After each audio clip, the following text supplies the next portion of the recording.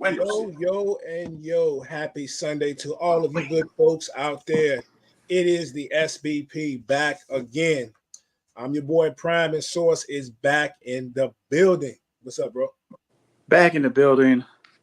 Can't find a comfortable space. I'm in the window sill. Let me see. I don't know where to go. All right, we're just gonna rock though. It's gonna rock. It is what it is. How you feeling this morning? I can't complain, man. You know, making it do what it do. How you been? I'm good, man. I'm good. A little tired. It's been one heck of a week, bro. Oh my Oh goodness. yeah? Yeah, man. It's been one heck of a week between just everyday goings ons and then at work, man, a bunch of stuff at work, how it is when big wigs come in town from out of town and, you got to try to impress, make sure you're looking right. When the folks from up top come down, you got to, you got to be on your P's and Q's type thing. And, but other than that, made it through and ended the week off pretty great. Got to see Diggable Planets. Yeah. And hey, so that made everything better. Excellent. Yeah, I know I missed out. I did consider it within the last week, considered going, but it ain't happened. It happens. I saw Rock down there, of course. Huh? Oh yeah. I saw Rock down there, of course, with the camera. Working, I would say working. Yeah, of course. Yeah, getting his work on. No doubt. Had to show some love to the brother there. Yes, sir. And yeah, it was pretty good down there. So I will say, man, unlike probably what the folks experienced at Stone Soul yesterday, parking wasn't bad. Parking wasn't bad? Nah, I probably got the best parking space that I've ever had of any event I've gone to down at Browns Island. Really? Yeah. And granted, I was literally only like a couple of blocks away. And now I messed up coming back because I called myself being smart. So I came out on the opposite end of Brown Island, walked across the bridge. And so I'm going to be a block away. And I thunk myself and messed around and walked about 2 blocks too far looking for my car. So I messed myself up there. But as far as getting there, getting the parking space and walking down, it was nothing. That's dope. That's good. It's still a nice crowd, That Friday Cheers crowd, you can tell that a lot of the Fridays Cheers crowd, the people that just go to Friday Cheers probably every week. You know what I'm saying? It doesn't matter who's playing. Who's outside. Is, local, somebody big, not so big. They're going to be outside. Understood. So they're going to go out there. It's a spot where you can buy, if you buy your tickets online, it's $10. If you buy them at the door, it's only $15. But that's nothing for people who want to drink and socialize. Yeah. Facts. Yeah. So, but it was nice. And I will say this. I was talking to, shout out to my manager, Jabari. I think he's in the group, but Facebook friend of mine. He's a LC Bird alum. Granted, I think I got him by about 3 years, but walked into him and he and I were talking for about a good 30, 40 minutes before the show even started. And it was about a mixed crowd, like hard. Oh, yeah. You know what I'm saying? I mean, hard mix, so I saw some folks down there, you can tell was just catching the vibe. And then I actually saw some non-blacks that were actually reciting the Diggable Planets songs word for word, strong. So I'm like, wow. And my man Jabbar made a great point. And not everybody's going to get this. You have to go back and listen. But it was crazy to think that they have the following they have of non-blacks, especially if you are a big fan of the second album, that blowout come, if you really listen. Yeah. I'm like, I don't think some of these people probably really listen. That's my statement about Public Enemy, man. I'd be like, why do y'all like Public Enemy so much? Because that don't make sense. Yeah, man. But I enjoyed it. It was nice. Wasn't actually evening, Diggable came on time at 8:00. Where what time did you join? What time did they have to be off? Well, it listed 10:00 on all the flyers and everything. Well, it said listed 9:30. They walked off the stage. I want to tell you about 9:15, about 9:20. 9:15, 9:20. And then the band was playing. They said goodbye to everybody, walked off the stage. Some people started to leave. Other people stood there, clapped for the band. The band walked off. So I'm standing around. I'm like, well, maybe these people know something I don't know, because the band gone. They done did their little thing. And maybe this is a tradition every week, because I don't go to Cheers. It's been years since I've really gone down to Friday Cheers. I said, right. What's coming up? Like locally? And just as I started to make my way from where I was near the front, in the corner. I got about halfway back, and I heard people start cheering. 2 more band members walked back out, started playing the guitar, started grooving again, And then next thing I know, 2 more band members popped up. And before I looked up, Daggone Butterfly was back on the stage. And they came back and they did about 3 songs, maybe 4. 4 songs. 2 of them from the Blowout album, and 2 more from the first album. And it stepped off, So, yeah, but it's almost like they did an encore after they already told us bye. Right. Yeah, but it was dope. It was dope, man. I love the energy after all these years to see them still together. Especially, did you ever see the Unsung about them? Nope. Yeah, just like you know what I'm talking about, right? The Unsung, when they go back the show, yeah. They had a show Unsung. Yeah, so it was great to see them together, because if you watch the Unsung, just like every group, City High, everybody, there's always some type of trouble or turbulence or certain things that went on, between maybe a band member or 2, or could have been a relationship or something. Right. And not that I say theirs was the worst, but they went through it like everybody else. And to still see them out there doing their thing, man, it's love. Interesting. Yeah.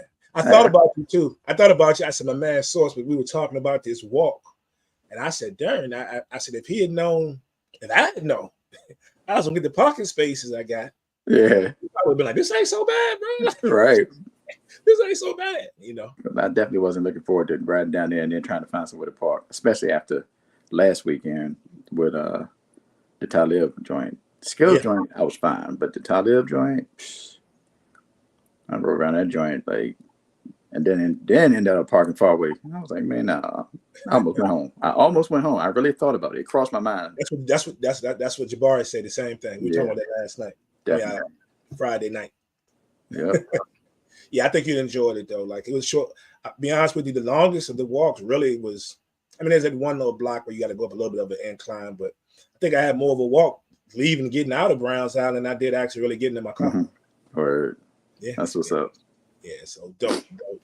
Shout out to Diggable Planets, man. Shout out to Friday Cheers for putting on, getting them down here. Right. I think Cheers only has one more show on their lineup. I don't even know who it is. I saw the name, but I'm not familiar with the artist. I think it's coming next week, but I'm done. Yeah, I'm done. And when I tell you a good time was had by all, they were definitely putting it in the air, if you feel me out there. Yeah. Strong. It don't matter what corner of Browns Island you were at, if you were back near the food trucks or you were toward the front, it was heavy. And I saw not one police officer move. They was just, hey, what it is. Right. Won't nobody looking for nothing. I was standing right. Matter of fact, when I was hollering at Rock, we was dabbed me up. We was talking for a quick second. There was a police officer literally standing like right to my right on the other side of the gate. Had to been maybe, I think it was white couple. No, maybe about 3 or 4. They were standing to the left. Obviously, this is blowing, bro. Right? The cops are still standing, just watching. They just let it go. I guess there's a rule in place. They ain't bothering nobody. Don't bother them. Just let them cook. I bet you at Stone Soul yesterday, it probably was deep as well. Oh yeah. Yeah. Way more folks than Definitely. No doubt. But hey, man, a lot of stuff then popped off. Been a couple of weeks since you've been on. Since you've been on, you and I got a chance to chop it up. I had the guys on last week. Had a great show last week. I don't know if you had a chance to catch any of it. I wanted to clip some. I still could clip some of the stuff in there, but the guys were really on point last week with a lot of the stuff that we talked about. And one of them actually is what we're going to lead off with today because things have transpired. So, and that would probably be your boy, JJ Redick. JJ Redick just got the Laker job. It is now official, right? And I want to know how you feel about it, because I'm seeing mixed reactions from Laker Nation about how they feel about JJ Redick being the coach. As a good buddy of mine who's always against everything, who's a Laker fan, I just know he was going to hate it. He shocked me and says he is not totally against it. He one of the last people that I thought would say that. But what are your thoughts on it?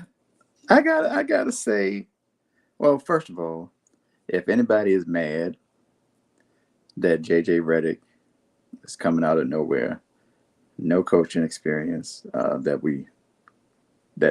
on this type of level, no nothing. Just I was a player, I was an analyst, now I'm a coach.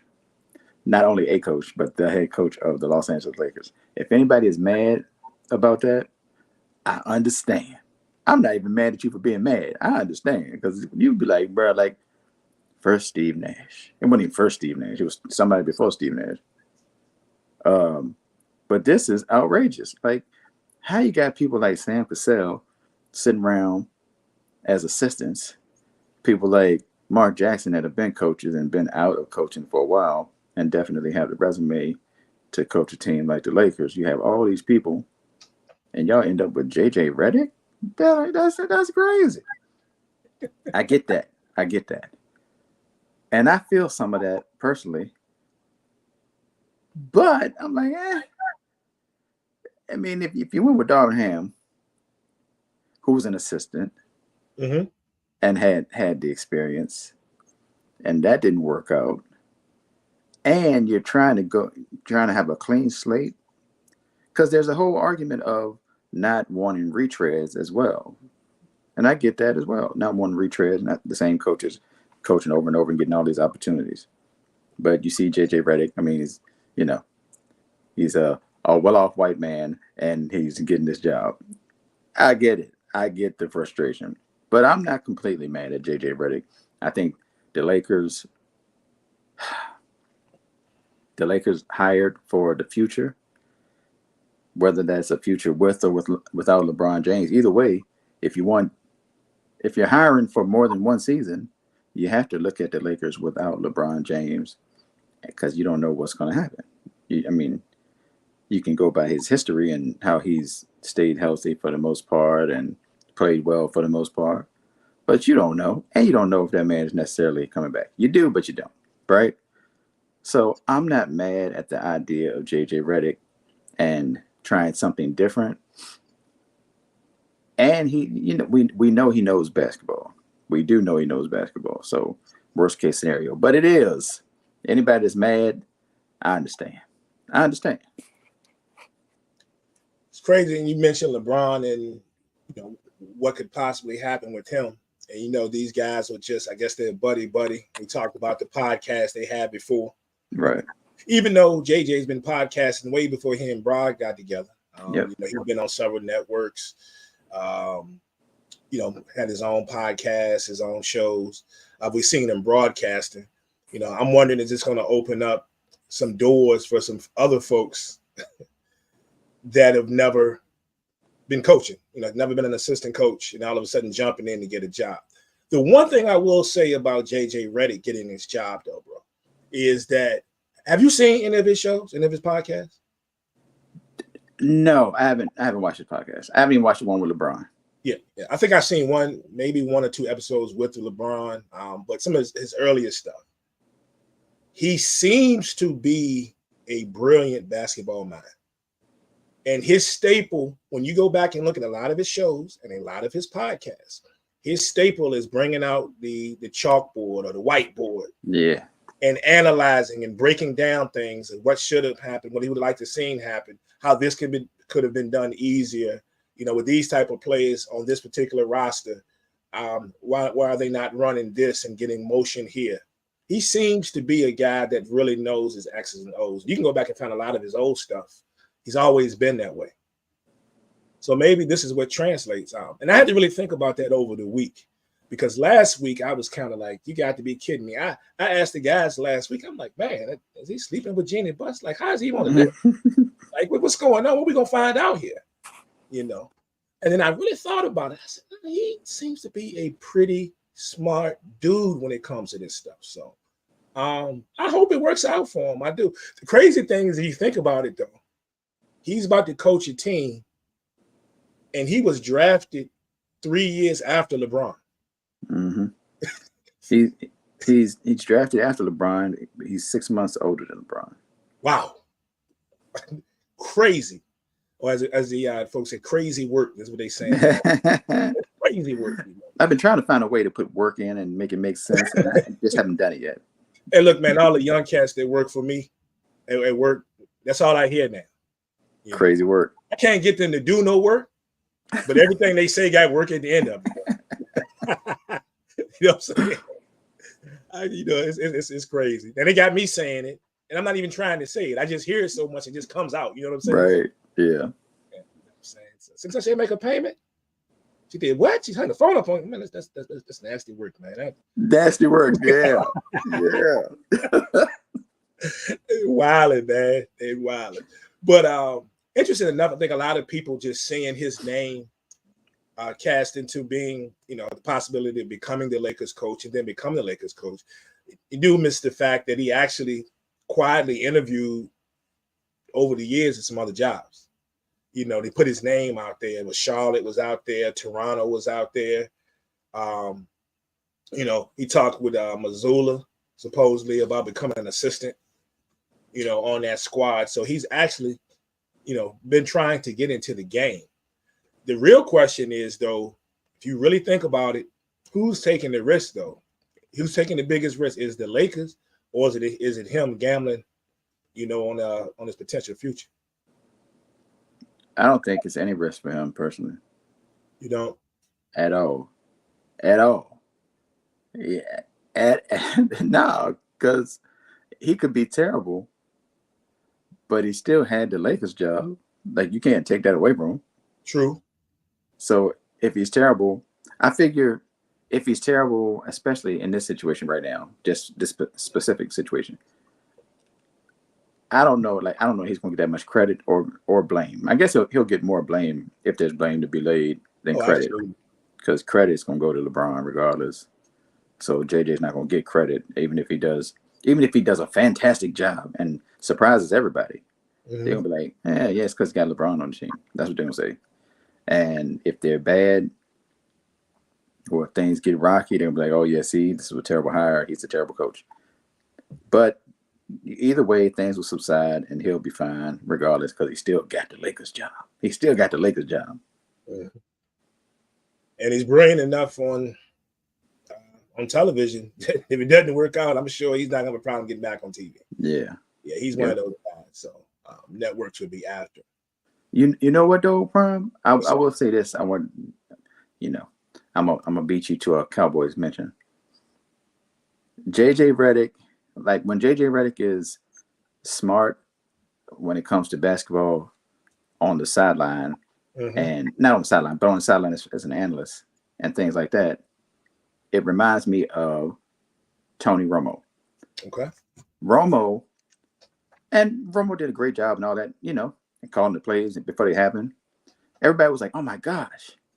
I was like, this man was a high-level quarterback in the NFL last year. Now he's on TV. Yeah, he knows what he's looking at. So obviously he is the person that's going to be able to predict these things and see them before they happen. And people out here acting like he was I don't know what they thought. But I thought that was crazy. So thinking that JJ Redick is like seeing him say stuff that is relevant to the moment. I'm like, yeah, he just played basketball. He was already smart. He just played basketball in the NBA, and he played for a long time. So yes, all these things he should know. Whether he is a genius or not, I think that's separate. But as far as just seeing the stuff and being able to translate it to people that are watching, I think they should be able to do that. If they can talk halfway decent and they know the game like they do, I think that should be, Easy work. I said work. There it is. You got it in there. You got it in there. JJ could possibly open the doors for a lot of other people down the line, especially if he's successful with this. Right. But have you been seeing all the stuff about Bronny? You know, we coming up on the draft. Bro, I'd be trying to avoid Bronny news like the plague. I'd be like, I don't care, dog. I ain't gonna lie. I don't even care. I mean, you know, I'm just saying the Bronny updates every other day that they be giving. I'd be like, come on, bro. Like, let that man live. Let him live. Let him do his thing. I thought what was interesting with Rich Paul, their approach to this whole draft, basically, you know, only having Bronny work out for two teams, you know, basically, right. And they make it known that they're working out for two teams. A lot of people think that's dumb work. You know what I'm saying? So because first of all, they don't think he's ready to play in the league, and then now you're limiting yourself. But if you listen to Rich Paul, that's kind of been his strategy with just about all of his clients, and he's been pretty successful in what he's doing. And they seem pretty confident on what they want to do.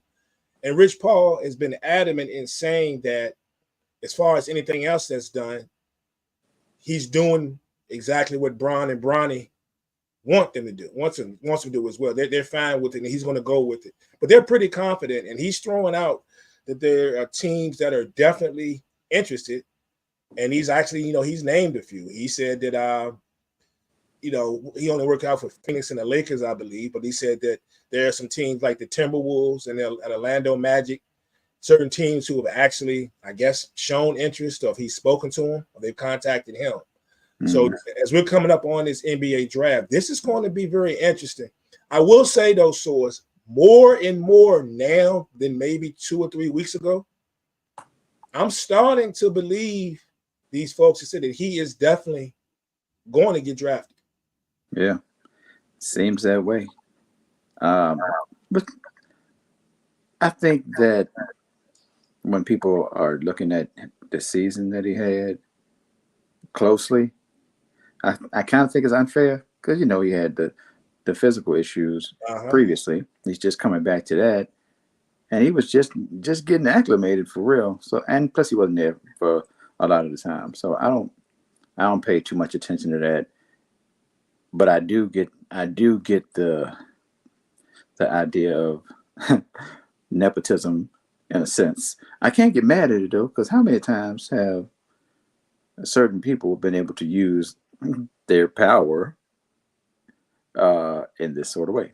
Certain people have never had or rarely had this kind of opportunity. So it reminds me of Giannis. Although I don't really, you know, the Nassus, he's not as bad as people try to make him out to be. Not nearly as bad. And if you're worried about the 12th spot on the roster, like, I don't think this is the first time the 12th spot on the roster has been given to a person, or the last spot on the roster has been given to a person that some people deem not valuable to the team. Right. You see the question here. The draft is this week. It's isn't this the time when they are doing the they doing the 2 nights now, right? So I think we'll make it Wednesday and Thursday. Is it Wednesday? Does it start Wednesday? Let me look real quick. Yeah, somebody looked it up. Whoa, not too much on Giannis. That's the next. Didge is definitely up this morning. What's up, bro? No, that wasn't negative. Didge, hold on, Didge. Hey, Didge, we tried to tell him, didn't we? Didn't we try? We tried. Boston, we tried to tell him. Yeah, I think I'm trying to remember if anybody in the comments knows or sources looking up. I'm trying to see as well. Remember they were talking about it's Wednesday and Thursday. Yeah, Wednesday and Thursday. I couldn't remember if it was this year they were going Wednesday and Thursday, or they're gonna wait till next year to bust the 2 nights. So it's on Wednesday. Yep. Wednesday. So if he gets drafted, just a matter of what night. That's what it is, you know. So just a matter of what night. But it's interesting. I'm glad he's following his own path and he's staying strong with it. And I hope he's successful, man. Indeed, yeah. Draft will expand to a 2-night format. First round will be at Barclays on Wednesday. Perfect. Interesting enough, too, I'm reading now, they also say Dallas and Toronto have shown interest, according to Rich Paul. So it's crazy that they're putting out the teams. Rich Paul is speaking confidently about the teams, like he's putting the business out there. Yeah, I didn't talk to these teams, and instead of just keeping it under wrap, who am I to tell them that's a good move or not? I mean, the man been doing this for a minute and got major cheddar in his pockets. He know what he's doing, right? Right. So it's putting it out there. So we'll see what happens with Bronny comes here, here in a few days. Also, of course, would be who we got next? Monty Williams. Monty Williams he's out in Detroit, and but he's leaving with a bag. I think he's gonna collect like $65 million from them alone, and he's still getting paid with the from that Phoenix getting that Phoenix cheddar too. You know what I'm saying? Man, Monty Williams getting fired from Detroit is like being married and your spouse that you don't like but would never leave tells you they want a divorce. It got some negatives, but it's got some positives. I think in this case for Monty Williams, there's more positives than negatives because that man, Detroit was some work, like needed some work, some actual work, not like crazy work or nasty work. They needed some work. Needed a lot of work. And if I'm not mistaken, Monty Williams told them people he didn't want that job in the first place. Then you want to throw the bag at him crazy. Yep. And he like, man, how can I say no to this? Like that would be silly. So folks forget about that part. He didn't really want the job. He ain't want the job. And who can blame him? Who can blame him? This is a Larry Brown type situation. This break out Larry Brown. He want to coach Bill Fitch or somebody. He want to coach people that Larry Brown always wanted to coach people or seemed to coach people that were lesser than and try to bring them up. He wanted to make a team. Honestly, I ain't nobody trying to do all that, bro. I ain't trying to take these kids from nowhere and stay here for 10 years and finally get to the playoffs and all that. I'm trying to, I don't know how he feels for real, but I would think that after going to the finals, that ain't what he's trying to do. Y'all wanted the man. He did what he could. You saw them people weren't listening. They're young, they headstrong, and they think they're better than what they are a lot of times. He's got a young roster too, for real. And this is what you get. I had a young roster. What you get. I will gladly pay you Tuesday for a hamburger today. He said, y'all can have this roster back. Y'all can have them. He got to be happy. How you get 2 bags and you get to chill at the crib if you want to. You got 2 bags, and if you don't want to, you ain't got to work the rest of your life if you don't want to. I understand the desire to get back into things that could be a passion, but bro, did you see Draymond congratulated him? Absolutely fair. My man Draymond gave him a congrats, man, for getting fired. Pat on the back. Good job. Good job. You could be sitting on the water right now with that fishing rod. Monty, are you smart? Mm-hmm. Okay. Yeah, he did it. I'm not mad at him. And if anybody, I'm always gonna say this. If anybody deserves the spoils, like I don't know his personal life for real, but if you watch the Monty Williams, I don't know if it was a eulogy necessarily, but the speech that he gave at his wife's funeral. Yeah, man, that in itself deserved a bag for real. Like that's crazy. For sure. You think about it, man. He got enough money source that he could go out on the boat and go fishing, make a phone call, and get somebody to fly lunch in to him while you're on the boat. Like you know, I ain't even thinking about coaching right now. Coaching what? Oh, so I saw that JB. They said I saw one of the leading candidates for that job in Detroit was JB Bickerstaff. I'm kind of like, JB, do you want to do that, bro? Don't do it to yourself, JB. Oh, you really want to do that, JB? JB, you was just in the playoffs, bro. They have another black man going down. Unless you're gonna get the bag. Save yourself. Save yourself. Unless you're gonna get the bag, and then I guess you'll be fine with it. But yeah, that's a terrible situation. But they win 14 games this year? Was it 14? It was 14, I believe. That's woo. 14 and 68. And they was getting, but how many games they lost in a row? I think they lost for a whole month. A literal month of losing. No, ain't nobody signing up for that, John. I wonder, man, and I'm not going to act like I watch a lot of Pistons games. I might watch basketball, period. But I wonder how many of those old Detroit Pistons players showed up to home games this year. Oh, no. You can go to LA. We always see the old Laker players. You go to New York, you got everybody. You got Spreewell out there. You got LJ. You know what I'm saying? Those cats are supported. I wonder how many games John Sally was in there. You know what I'm saying? Mm-hmm. Is Kelly Trippier alive? Show up. I mean, like, how many games did the former Pistons stuff? Does Rip even go to the game? Like, no, thank you. Tayshaun? I mean, anybody? Anybody? Nobody going to the game? Nobody. That's crazy. Detroit got to be better. Basketball doesn't seem quite right to me, and as Detroit at least has a good team. They had a whole Lions team out there, Jones. Somebody got you up. Yeah. Speaking of which, man, prayers up. Did you see the joint with Barry Sanders?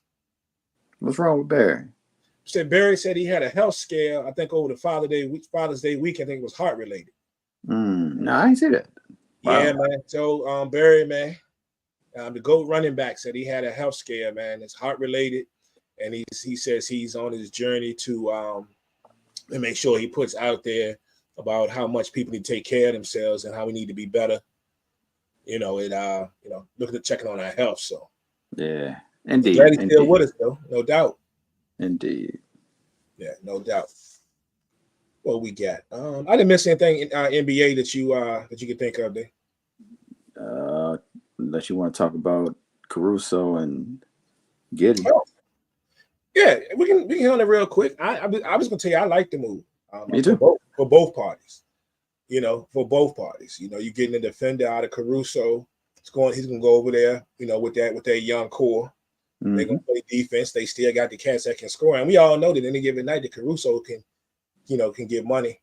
If he needs to offensively, he can get to that basket. On the flip side, you're getting a guy who I don't think it may be as polished right now offensively. But, everything else he brings to the table, I think it's going to be good with Giddey. So I like it for both sides. I definitely like it for OKC. Mm-hmm. Somebody to take care of their rock. Get Shea a little break here and there. Yeah.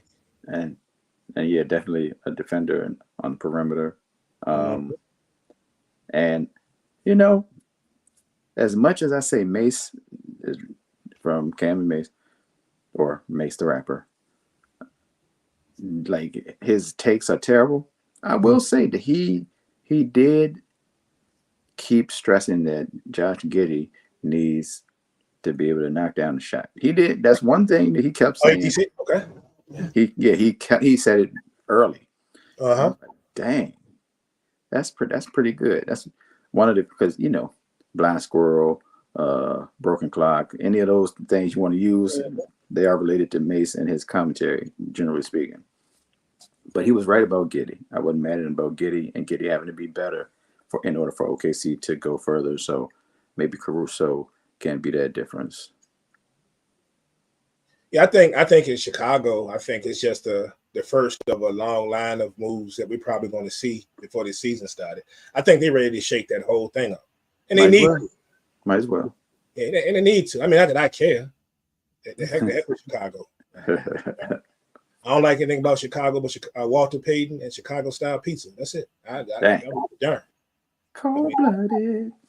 I do like the Chicago Sky. I'll say that. But yes, we're gonna see them at 4 o'clock. Yeah, no question. But yeah, other than that, I give a darn about anything Bulls related. You know, I told you. Somebody put this up again the other day, but I remember telling folks all the time when folks would send you stuff like, "I know you'll like this. I know you'll like that." I've had several people over the years send me Jordans and Knicks colors. I can't do it. I can't do it. Now, I know this sounds crazy, Source. I could own some Jordan brand sneakers because I have. You know, I've owned Jordan brand product. You know, I just can't get anything Jordan brand with Knicks colors. I just can't do it. Yeah, I can see it being sacrilegious to you. I can't do it, bro. Somebody sent me some joints for like the 50th time about a few weeks ago, and it had some tough look. And it was tough. The blue and the orange were perfect, had the white in the right space, but they was Jordan brand. I can't mix the two together. Never the twain shall meet.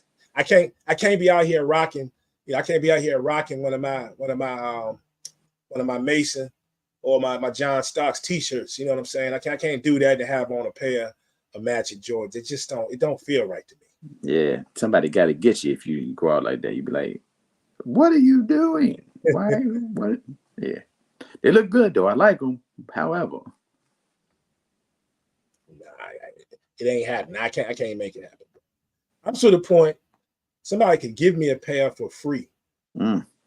I'd never wear them. I'll probably just resell them. I'm not mad at it.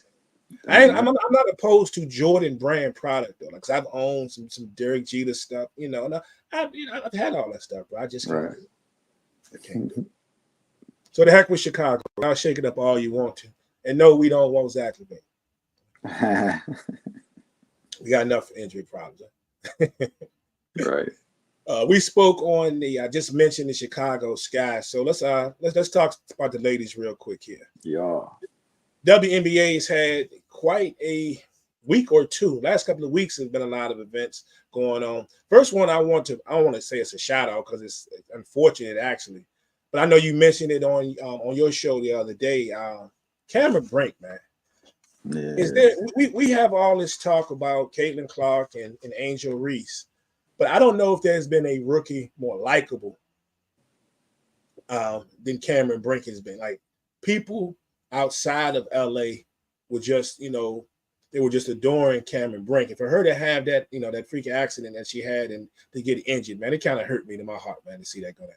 Yeah, man. Shout out to Cameron Brink, getting healthy soon. Unfortunately, it's one of those things, and as injuries are, one of those things that happen to professional athletes. And she tore her ACL. Mm-hmm. But she was balling. I think she was the highest ranked or highest rated rookie after the first month of play. So she was balling. She was definitely cleaning up the boards and getting blocks on a nightly basis, and she get you a few buckets as well. Defense. Yeah. I done seen her take a couple of stars shot out of the air too. Yeah. In a couple of occasions. Yeah. Her and Hamby have been balling. But yeah, it's unfortunate. So all we can do is hope for a healthy recovery and see her next season. Yeah, she's gonna miss the Olympics now. Yeah, and that's what I was about to bring up. And speaking of the Olympics, she was part of the 3-on-3 squad who was undoubtedly going to bring home that gold again. And it was, you talking about being right on time and talking about being money. You mentioned Hamby. I would love to see Hamby get a shot at that spot because they need to get somebody else over there with some height to him. I don't think she's going to get it. Right. But I think she has been the one player this year that I think has balled the heck out, man. And I don't think she's getting the props that she should be getting. Look at her numbers night after night. Yep. She was getting money before Cameron Brink got hurt, and now that Brink's gone, she's even more, that person that's out there. But if you look at it, who's on that squad? So they got was her, was Ryan Howard, who's hurt. Right. So we got to keep an eye on that. Yeah. You have my girl, Lady Vol, Sierra Burdick. That's some defense right there. Who am I missing? Haley Van Lip. Yeah, Haley Van Lip. So we may be talking about maybe 2 replacements. I don't know. They still are not commenting on how serious the injury is for Ryan, but I would love to see Hammy get a shot at that. That would be something. Yeah. Because I was like, I was thinking, maybe it was last night. I was like, man, the whole argument of Caitlin Clark in the Olympics and all that. Mm-hmm.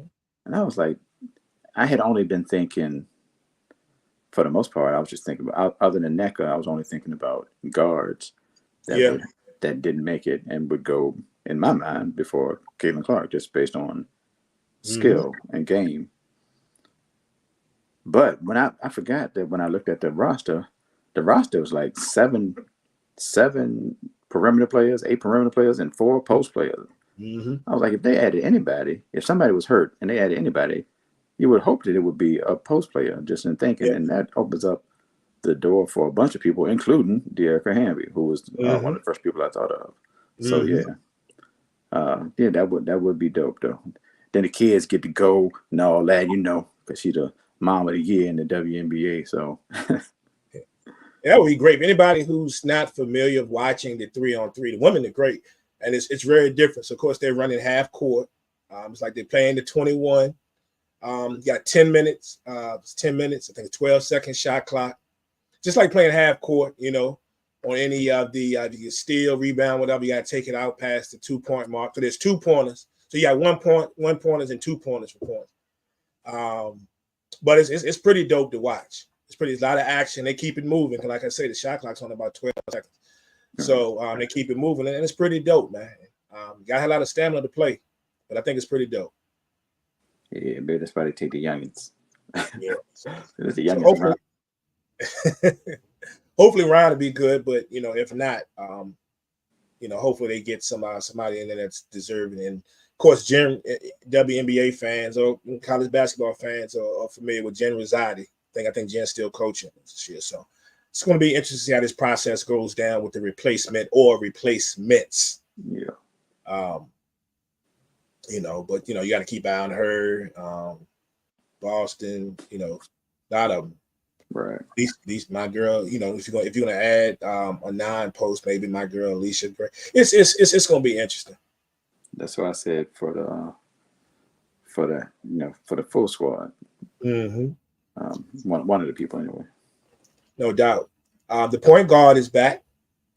Thank you, Jesus. Man, it's a beautiful thing. They didn't win a couple of games in a row, even though before they put her in the game a couple of nights ago, they was already handling business. Yeah. You know what I'm saying?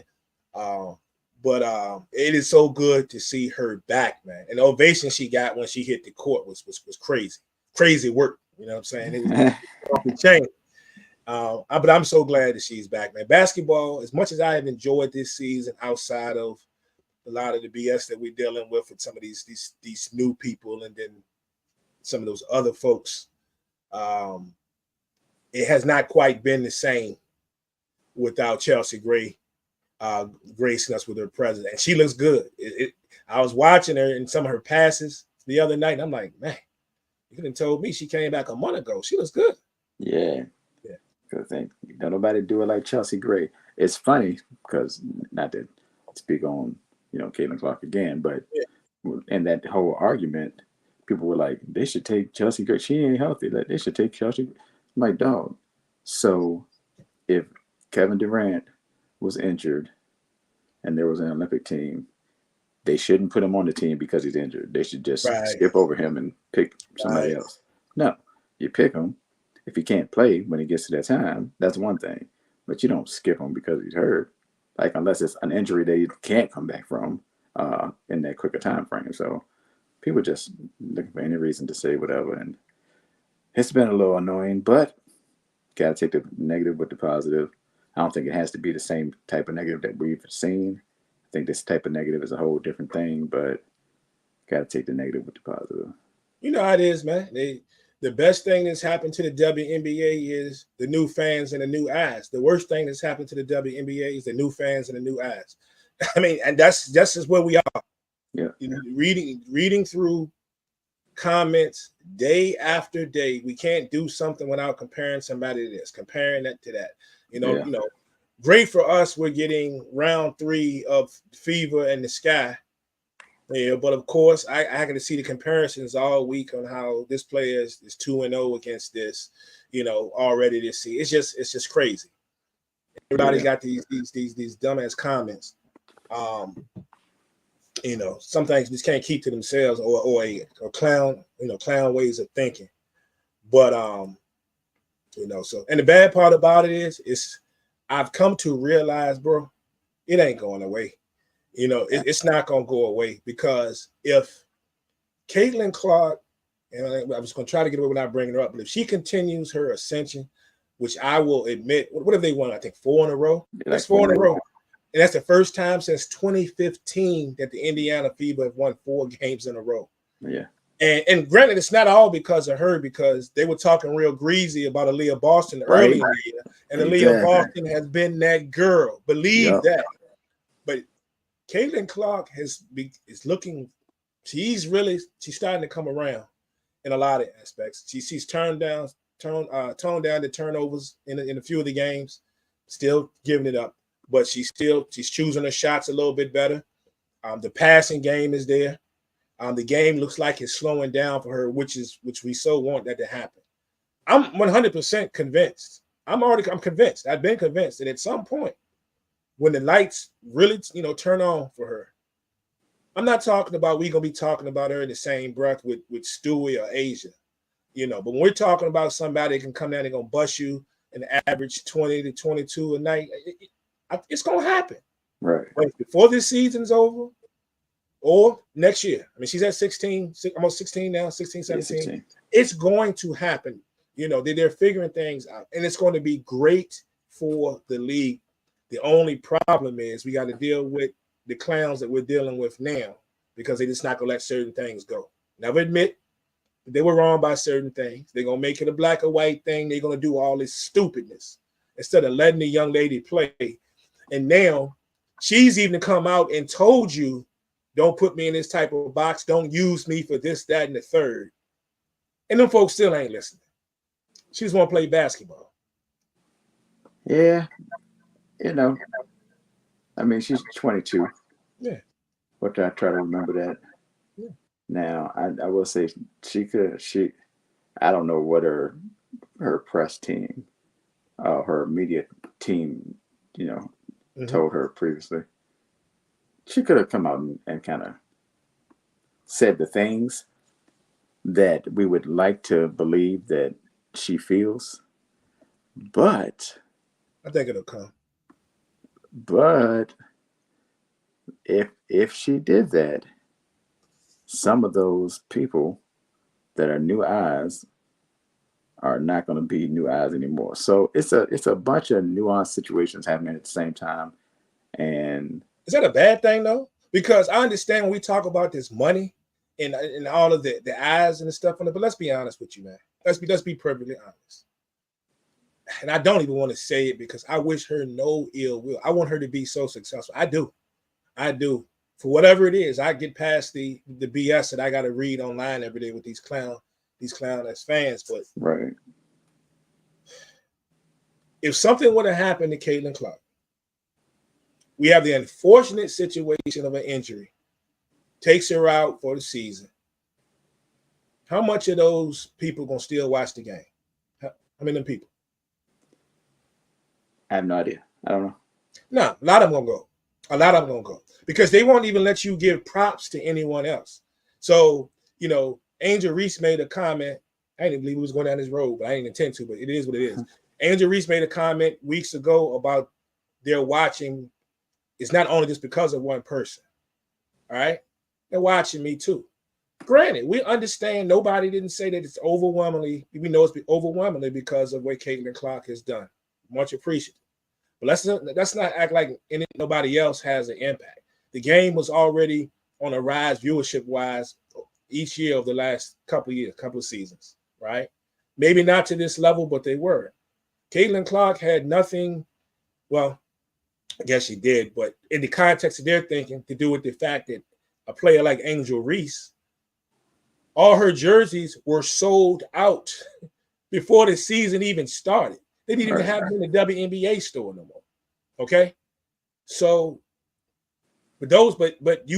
she can't have that though, because the people over here are saying it has nothing to do with her.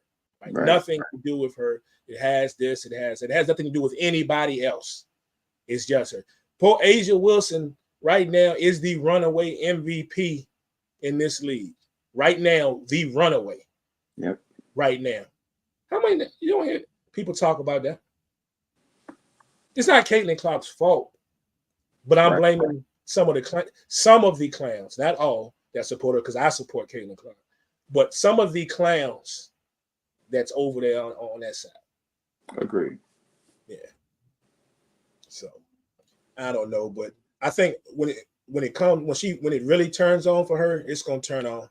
And I hope they find a way. They got to find a way to continue to turn that roster just to maybe one or two players. I'll be honest with you, those sorts. I like what they got. To be honest with you, I like Smith. Yeah. You know, I like Boston. I like what they got. So I'm not saying you turn it over like majorly. You make a couple of tweaks off that bench and let them continue to gel. And we're talking about a team that maybe even this year, but over the next couple of seasons, that's going to compete in the playoffs. They but 12 teams. And at the trajectory they're on now, they're on track to make the playoffs. You know, so. And we'll mention that I think two of the four wins were against Washington. So yeah, but they're on the roster though. They're on the roster. So I mean, it is what you gotta, you got to play who in front of you. I watch Washington. I watch the same Washington squad at points this season give two of the best teams in the league a problem for about 3 periods. Yeah. So I mean, and they dragged Dallas yesterday. Yeah, poor Dallas, man. Dallas is one of those teams. I feel about Dallas the same way I feel about Atlanta, especially Atlanta. All that talent. Like when I say talent, they got certified ballers, especially Atlanta, on their squad. And the way that they are struggling right now is just I'm kind of lost right now. Agreed. I am at a complete loss right now. And I've seen both of them play countless times. Probably Atlanta, maybe a couple of more games than Dallas, but still, just crazy to me. Angel Reese, 7 straight double-doubles. Yeah.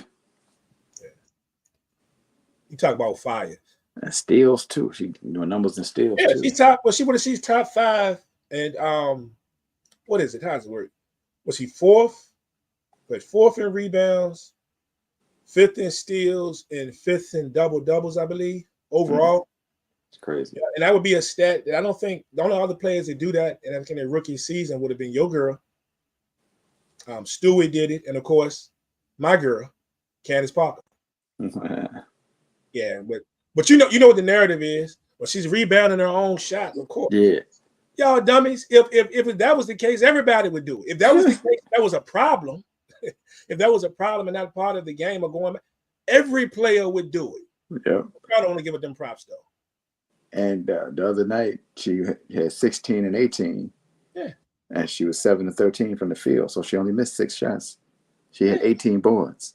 So, It's no secret. Look, what did everybody say? First, it was Caitlin was going to take over the league. We kind of find out that that's not quite it yet. Angel's going to struggle because she has no offensive game. Anybody that knows basketball, we all agreed that she was going to have to work on some things offensively. Right. But we cannot give her props for finding ways to affect the game right now, even though offensively she's far from polished. Yeah. You know, she may not have a great offensive game ever, or it may take her 2 or 3 seasons. But when has it been when was it said or written that rebounds aren't part of the game? Steals aren't part of the game. You know what I'm saying? Rebounds, steals, defense. Rebounds. I mean, you tell me, Source. You tell me. When? Nowhere. Yeah. She might mess around today and go 4 for 15. But if she mess around and come out with 14 boards, I mean, y'all ain't gonna, 14 boards, a block, and 3-4 steals, y'all, you know how it goes, bro. Definitely. Let Caitlin be Caitlin. Let Angel be Angel. Let them do what they do. Let them affect the game the way they do it, man. Exactly. I'm loving every minute of it. My man Dougie Fresh said. Loving every minute of it. Yeah. One thing I was looking at too, I saw this a couple of days ago as far as the women, right? This as of a couple of days ago, but this would be an on-pace record for these teams as of right now. Which is crazy. You already mentioned the Mystics, so Yes. The leader in the clubhouse for Paige Beckers. I'm in DC. Maybe get to join her former college teammate in Malia Edwards. Then he spoke on Dallas, and then of course we expected the Sparks to struggle anyway, and it just took a crazy blow on this one. So, but these are just the on-pace records as of actually Friday night. So, and I imagine a lot of these teams, especially on the left, are going to probably fall right into that mix. Where this says that they would be. Did you see Asia beat Connecticut the other night? I saw the number. I didn't see the game though. But I saw they were up pretty handily early, and went on to get that dub. So yeah, Vegas would be fine regardless. I ain't even worried about them. Yeah, they fortunately that ended up being the later game, like 10 o'clock game. Yeah, so, it was 10 o'clock. Yeah. I managed to sneak after I got through seeing Diggable Planets. I managed to get back in and catch a majority of the game. So that was perfect right there. Yeah. But Indiana's coming. As bad as Atlanta has played, Atlanta's still right there, and it would be right there in the thick of things based on this here. We're talking about trying to get things set up for the playoffs. So. It's gonna be a crazy road, or after the Olympics, I should say, after Paris. Right. Yeah. People think they got that break coming. Unfortunately. Let me see here. Anything else? WNBA you want to bring up? No, we good. I didn't even put up what the slate looked like today. It's 4 games today. I think 3 are at 3, and then one's at 4. Indiana and Chicago's at 4. That's what it was. And who else is it? Remember, somebody was complaining in one of the groups the fact that all the games were on right around the same time. Why do they act like this? It's Dallas and Washington at 3, which they played last night, and Washington dragged them. Connecticut and Seattle. Atkins. In New York and Atlanta, and New York is on the second half of a double, second half of a back-to-back. Stewie went crazy yesterday. Yeah, she did. And then Indiana, Chicago at 4, and that'll be on ABC, I believe. ESPN. ESPN. Yeah, ESPN today. So, so we'll be at it for round 3, no doubt. Let me see. Let's get into some entertainment. Yep. There's a couple of things that we definitely need to hit on. So the folks is here for the entertainment. Let's get into it. And I guess it would make sense to lead off with Kendrick Lamar. Makes sense to lead off with Kendrick Lamar and what he had go down. What was the title of it? It wasn't Kendrick and Friends. What was the title of it? Ken and Friends. Ken and Friends, which was crazy. And I don't know how it was everywhere else. Folks like yourself and myself and some other folks that I've spoken to did not even know this was a thing. Like you literally, I was on with you. I was watching you and to only figure out that it was going down literally the night that, that you were online. Like you found out from another DJ that this was going on. Like, what? Kendrick doing what? I ain't heard about this. I'm instantly Googling and finding things, and I hear she said something about Amazon Prime. So I go to Prime and I'm looking at it. First, I don't see anything, say it's upcoming. And it's up. I'm like, wow, this really slid past us. At least over here on the east side. I don't know. I don't know. But did you get a chance to see it? I hate to say I didn't see it, but no, I haven't seen it yet. I've seen clips of it and small pieces. I even tried to watch it on Friday afternoon. I think it was Friday morning on Amazon Prime, but it wouldn't pull up. I couldn't find it. But I figure I'm going to watch it one way or the other. If I have to go to YouTube and just watch it on YouTube, if it's there or when it's there, then I'll do it that way. But yeah, I definitely seen clips of it, and it looked like a good time to me. Yeah, they were down in the Kia Forum down in LA, and I'm gonna be honest with you. I didn't watch the whole. Well, I had my iPad up. I had it on my iPad. I didn't listen to all the performances because a lot of the performances before Kendrick didn't move me. It's not to say that I don't like West Coast rap, because I'm down with anything that sounds good, right?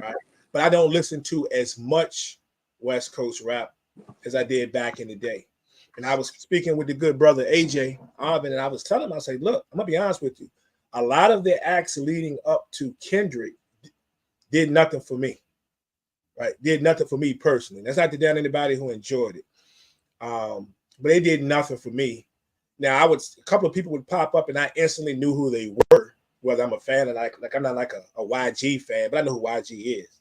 I turned the sound up because it was a WNBA game on that night and something else. So I was watching something else and I was peeping that with the sound down. And a couple of the performances were okay, when I peep in, but it did nothing for me early. There was this one kid, and now I can't call his name. It's like, is it Jason? I think it's Jason Martin. Jason Martin, yeah. Yeah, he got a jump like a Chiba Cabra. Now, I did enjoy his set. He was getting busy. I mean, he did his thing. He was getting busy. I enjoyed all of that with the joint with Schoolboy Q. Pop. Some of the stuff was okay, but it just wasn't for me. And you could tell that a lot of those artists are artists that, that are mostly known on the West Coast. Right. So salute to Kendrick and everybody that put it down and bring those guys out to give them more exposure. Shout out to Dr. Dre for come out there doing this thing. Right. Yeah. But Kendrick had clear intention in this bad boy to not only put the people on, but he had clear intention to diss Drake because you go down his whole set list, he comes out and he played Euphoria early, comes out the gates. And then, of course, he ends it with Not Like Us 5 times, which ain't need to be 5 times. He could have done it twice alone. But, hey, who am I to tell Kendrick what to do? You know what I'm saying? But they were live. I got to give it up, man. They were live on that night. Yeah. People are OD about that joint, man. They like, Kendrick buried Drake. It's over for Drake. Drake can't come back. I'm like, Drake fans ain't never gonna not be Drake fans. Like, they're not gonna let him go regardless. Facts. But Facts. it didn't help. Did you see the star power that was there on the stage? Just period. I mean, I know they came on the stage. Everybody, one of the things that everybody's laughing at your boy Russell Westbrook out there dancing. He was wild. He don't care. But Bron was in the house. James Harden in the house. Saw DeMar DeRozan in the house. Who else? Rick Ross, which was interesting. Rick Ross was there, if you think about it, but he had his own Drake beef, so not crazy. The Weeknd was in attendance. Probably a lot more people out there. On the stage, he did bring Tyler, the Creator, up. Tyler Dollar Sign, but there was a lot of people in the building, and he had clear intent with this one. This Drake unite the gangs. It was great to see him up there with all the Bloods and the Crips and everybody united. When he found out when they were rehearsing and doing a lot of stuff, they had been together for days. Yeah. You know, and they took some fire photos. I saw one of them that looks, people are asking, is that going to be the album cover for his next album with all the Bloods and Crips together? Kind of resembles, what was it, the Pimp a Butterfly? The Pimp a Butterfly joint, Yeah, so. But it's all about what you like. But he is if you didn't believe that Kendrick was a true force in this game, you better believe it now. Ridiculous. 100%. Yeah, ridiculous. He did. They say he changed the lyrics, one of the lyrics on Euphoria, and tweaked it up. And he was mentioning something to Drake about what did he say? Something about if you give me back Tupac's ring or something, I might show you a little respect or whatever. Yeah. It's crazy, and the people don't remember. You know, they said Drake paid what, $1 million for that ring? He bought that ring. Yep. For $1 million. Damn, that's a lot of money. But yeah, check it out if you get a chance, man. I mean, I don't know what your feelings are on a lot of these artists, like West Coast artists. No diss from me. Just a lot of them don't move me. It's not my thing. You know, some of the beats were fire, but it was okay. Schoolboy Q got probably the best album of the year so far, though. I like Schoolboy. No, don't get that twisted. I do like Schoolboy Q. I do like Schoolboy Q. For sure. This one right here, though. This one right here is crazy because I know you got some feelings on this. Versus on X. I said, I can't wait to talk to my homie about this. Swizz Beatz and Timbaland have teamed up and taken the Versus platform over to X, the platform formerly known as Twitter, teamed up with Elon Musk. What are your thoughts on this right here? So confusing. I mean, it's confusing. It's confusing. As someone who loves Versus, I'm excited. I don't care what nobody say. I'm excited to see Versus come back. I want Versus to come back. I didn't want it to go away in the first place. So if they will come back with some dope battles again, I know they probably there's too much money to be made, so they're probably not gonna let it be a small intimate thing. Probably gonna put it on a bigger stage with an audience. That's the thought I'm getting. Yeah, I get it. I wish it would be back on a smaller stage with just the artists and them talking, as opposed to a crowd and a whole performance the whole time and all that. I don't need all that. It would be a nice look if they did it. You know, I just thought about this. It would be a nice look if they did it the more intimate way, and it led to shows for the artists. So they can still do the performance thing, but the verses would be more intimate. That's it's not gonna happen that way. But in my world, that's how it would happen. Now, the fact that they teamed up with Elon Musk is kind of crazy. Because you look at Elon Musk and you're like, dog, he be talking crazy about black people. Like, why would you ever rock with this dude? And I got no answers. I don't have an answer. Other than the platform being the platform and business being business, I got nothing else. So I don't know how. I haven't reconciled how I feel about that in this moment. But as far as Versus itself, if it's on, it's on, and I'm watching. I just know that I'm watching. And Tim says that's going to open up some crazy business opportunities for them. Now, I don't know what's worked out in that paperwork, but they claim this is going to be big. It's going to push some things beyond Versus. And I couldn't wait to see a lot of people's reaction, especially blacks, because I remember when Elon took over Twitter, I saw a ton of black folks talking about, yeah, that's it for me. I'm getting off of Twitter. Man, this, that, and the third. Why? They're going to change. Then they changed the name, and then it was even worse, and they were definitely going to do that. But I'm going to be honest with you, as much as I'm on that platform, a whole lot of us still on there. And especially in the spaces groups, when they're up there when they're talking basketball, football, things of that nature. It's heavy and hard. The black influence on that platform is crazy. So if he's looking to not only keep those folks or those fans, those users of the platform, and now expand it, no matter what you think about Elon Musk, it was a smart move. It was a smart move, you know. So as far as keeping getting minorities over there, yeah, they're gonna get to the bag one way or the other. And I never had a problem with Swizz and Tim selling it, leasing it, selling it, because everybody had a stake in it. The people that had performed had a stake in the company. So I thought that was dope, even though a lot of people was like, "Oh, you selling it as black owned? It should stay in the black community." Blah blah blah. I mean, you can say that. I'm not mad at people saying that, but trying to not let somebody do their business thing based on you wanting to stay black is kind of unfair to me. So yeah, they I saw that they were saying that who was it that tossed it out? Was it Tim? It's tossing out. We may see some of the artists that you've already seen. They might mix it up as well, because I saw they were putting it out there.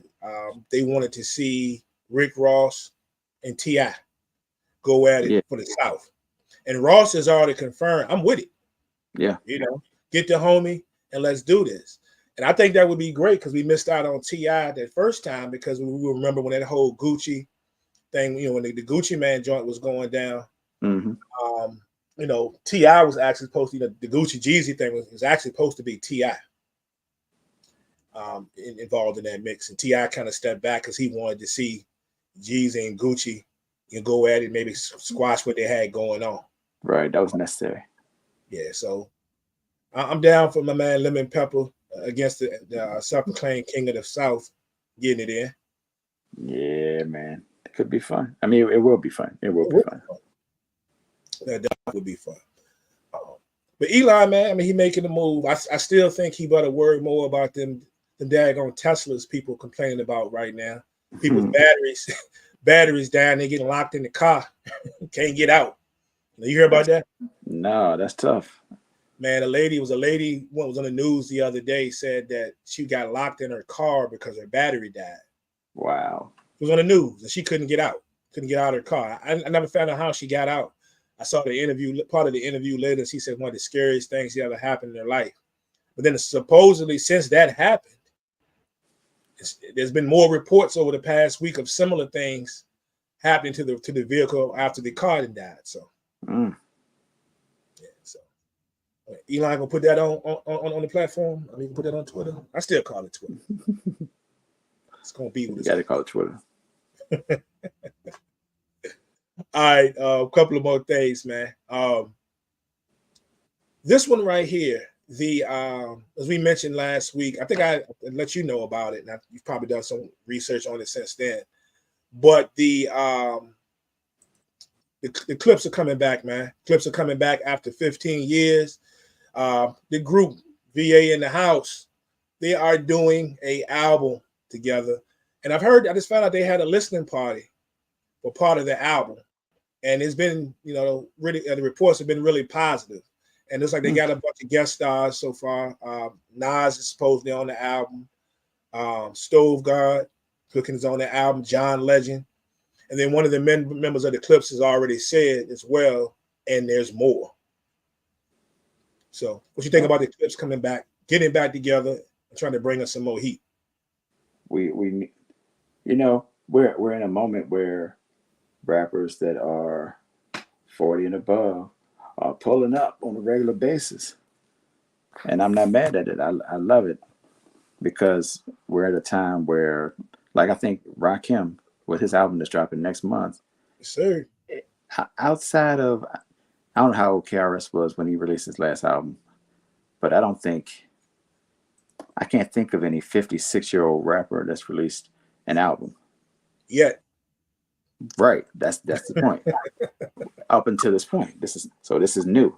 So we got something new happening. And I actually had a conversation a couple weeks ago about if there should be a a whole separate genre. Not that everything has to be a genre of everything, but if it should be a subsection of hip hop related to older rappers, something like the way you have contemporary R&B. Right. If it should be something like that, and I don't know if that's better or worse for the people, because basically you're just saying these are old rappers. I guess you're saying these are old rappers. I don't know if that's the best thing. So you're trying to say we should have our own section. So like if you go down to Plan 9 or Willie's Records was still open, we're gonna have an OG hip hop section. Yeah, new-ish by old rappers. That's what I named it. You had the old to the new, you got the new to the old, or new from the old, or something. I don't know. Because you got MC Light dropping in August. Yep. Got LL dropping later this year. Common and Pete Rock next month. Yes, sir. Rakim next month. We just had Dog Pound drop. Beat Miners dropped the album. I'm sure I'm missing somebody, but feels like there is somebody else. Oh, yeah. Did you say Light? Yeah, I said Light. Okay. And then Daz and Corrupt claim that Snoop and Dre have an album that's done and supposed to be dropping in the summer. And then we got the Clips. So it's a lot. It's a lot happening. And I'm here for it, man. I'm here for it. Oh, and Ghostface. Ghostface dropped a couple weeks ago. Yeah, which I like. I definitely like that out. So no doubt. So I think it's good to see them get back together, man. Well, not that they were apart, just they were performing together. They're brothers. Right. And I want to see, what the content is about. I mean, they are older. They'll be selling that white. Don't. They still talking about selling the white, you think? I mean, I don't know if Malice is. Malice gonna be like, or should I say no Malice? No Malice gonna be like, I don't know if this is for me, guys. I don't know if this is my lane anymore. Maybe he'll speak on being repentive. Yeah. Speak on repentance from doing such things. I don't know. I mean, it can work though. It can work. You can talk about him struggling not to be out in them streets. And, Lord help me. This, that, and the third. I had to watch my brother cook. This, it can work.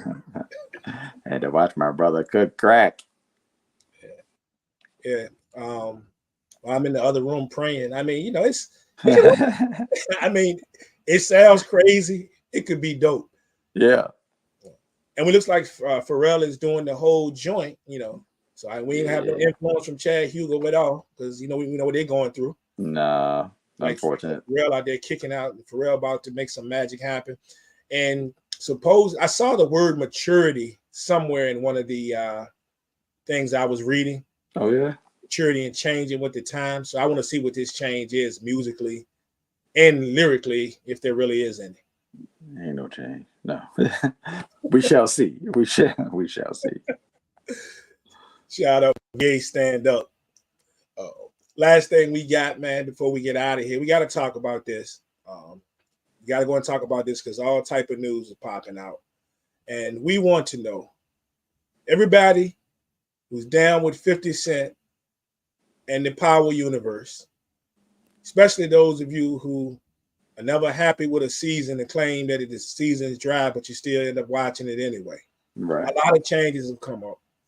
We found out, of course, that this is the last season, of course, of Power Book 2 Ghost. And it's being split. So we're just about up on the mid-season finale, whatever you want to call it. Yeah. Like 2 more, I think. Yeah. So we're just about there. We found out that Force is going to be ending. But if a lot of people like, yeah, ain't going to that great a show, man, but y'all still taking Tommy off. And if you watch Tommy's confirmation, he was like, don't worry, Tommy's not finished, and he leaves it at that. So a lot of conversations already been sparked about what could happen. One thing that we do know that is going to happen, though, I don't have the pickup, I thought I was going to have it, is 50 just announced Power Origins. A lot of people still haven't seen this, but you can go look at his page. He just announced Power Origins. And supposedly in Power Origins, we are going to see the early Tommy and Ghost, which would mean that would jive right in line of whenever Raising Kanan is done. Right. Which we know it's still going strong. They got seasons ahead. So that is going to be great. That is going to be great for us to see young Tommy and young Ghost. So hopefully it's still on Stars, but it might not be the way Stars announced. So I guess it is. I guess they got a contract for it, but 50 said it's going to happen. But sources, as we look at this though, well, first of all, how do you feel about the Power Origin situation? That'll be interesting. I remember them talking about it. I feel like I've seen, wasn't there a clip or something? I haven't seen a clip. The only thing I saw that's circulating through the internet was they were showing that old photo of remember at the end of which one was it? The end of Power, when they were showing young Tommy and young Ghost supposed to stand that's what I'm talking about. Yeah, that right there. It was a picture? Well, the picture online, but remember on the show that actually it happened. Clip. Yeah. Okay, so yeah, that's what I was talking about. Okay, gotcha. I was like, I know I didn't make that up, did I? Yeah. Then I started thinking, was it Tariq and Braden? No, it wasn't them. But yeah, that's what I was talking about. So that could be dope. That could be dope. I mean, I think it'll be dope. I've liked Kanan since the beginning. And I know a lot of people was like, oh, it's moving too slow in the first season. They was all complaining. And I was like, well, maybe we're not watching the same things or we're not looking for the same thing. Because I understand it's the origin story of Kanan. Like, we got to build up to him being Kanan. We can't just jump in and you're Kanan already. Like, what would be the point of that? So I think it'll be dope to see and to continue the Power universe. And shout out to my man, Brandon Rush, who was actually in the first episode of Power Book 2, the first episode this season. He was listed as executive goon. No, not the executive goon. That's what it said in the credits, executive goon. But he was actually the protection for Noma's daughter when she got into the car, and then the truck, and then she got into the truck again at the airport, at the hangar, I should say. Yeah. The guy that walked up and pulled out the blah. Yeah. That was my man, Brandon Rush. So shout out to him. So yeah, I think that's going to be dope as well. And I'm like some of the people. I know you said you were with Raising Kanan off rip. It started slow for me too. Not that I wasn't going to watch it, but I would probably say the first 4 or 5 episodes it didn't really hook me in. And then after that, I kind of got hooked. And then when the second season got in, I was in full throttle all the way. To me, it's gotten better and better and better. You know, you get to parts when you got shows, when you got favorites on the show. You know, like mine's my guy, my man. You know, Uncle Mar. That's my guy. Yeah. You know what I'm saying? You could never catch him without a bag of chips, hot dog, candy, something. That's my guy on the show. So I feel like being that I like him so much, of course, he's gonna die. So. Possibility. He's had plenty of chances. Yeah. Plus, we don't see him. We don't see him at this point, or we haven't seen him in the more recent things where it's been more up to date. So yeah. But as far as the rest of these, we talk about beyond that, beyond just the origin that we're getting. What about some of the possibilities, man? Like some of the possibilities that are out there.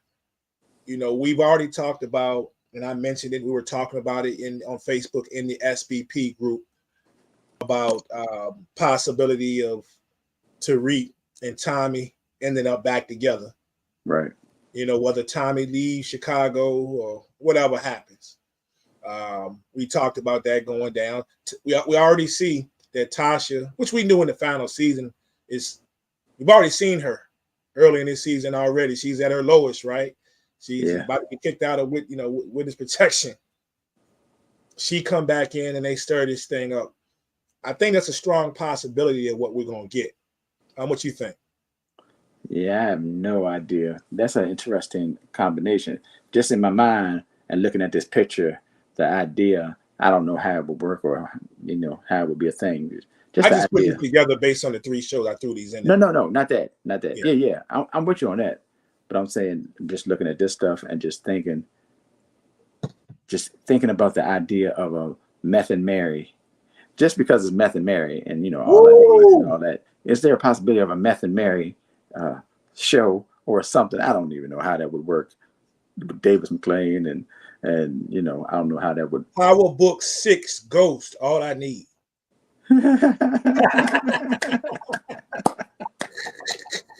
That's it. Meth and married together again.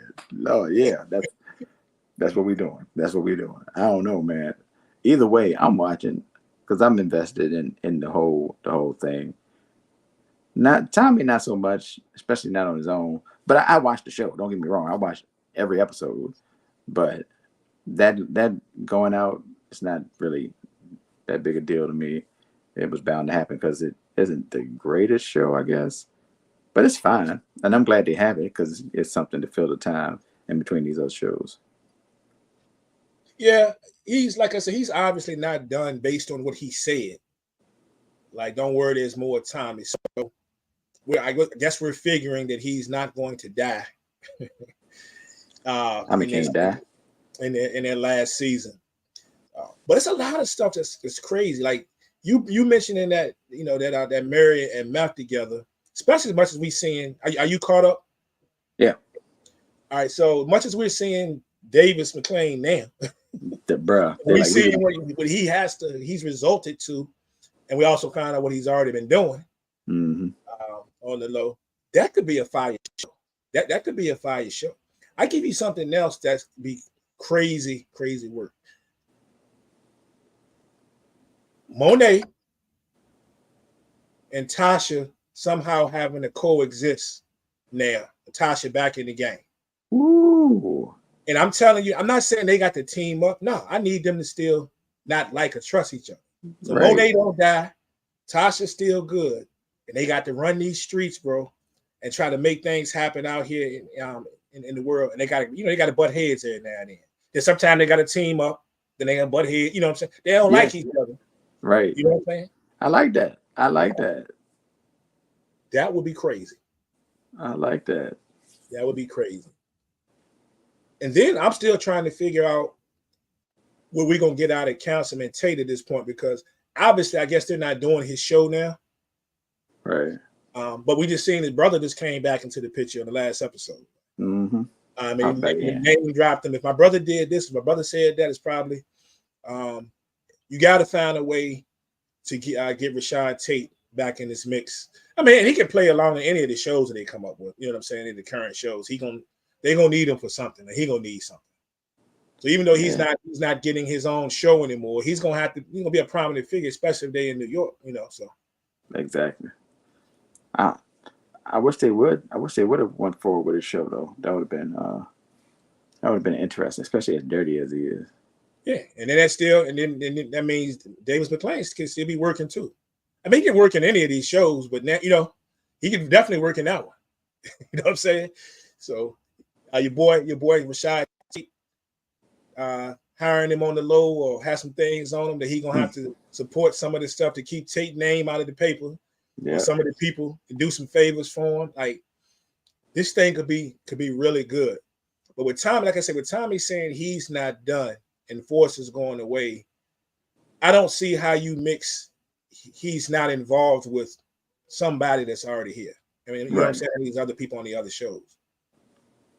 Fair enough. Is he the one that's going to end up saving Reek at the end of this season?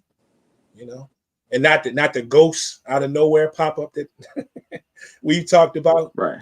Ghosts show up in the last 15 minutes of the show out of nowhere with a hoodie on. Save Tariq. You know what I'm saying? So that is going to be interesting. Do you see anything else that could possibly happen with this? You think it'll be good? I think you nailed it. The first one you said was crazy.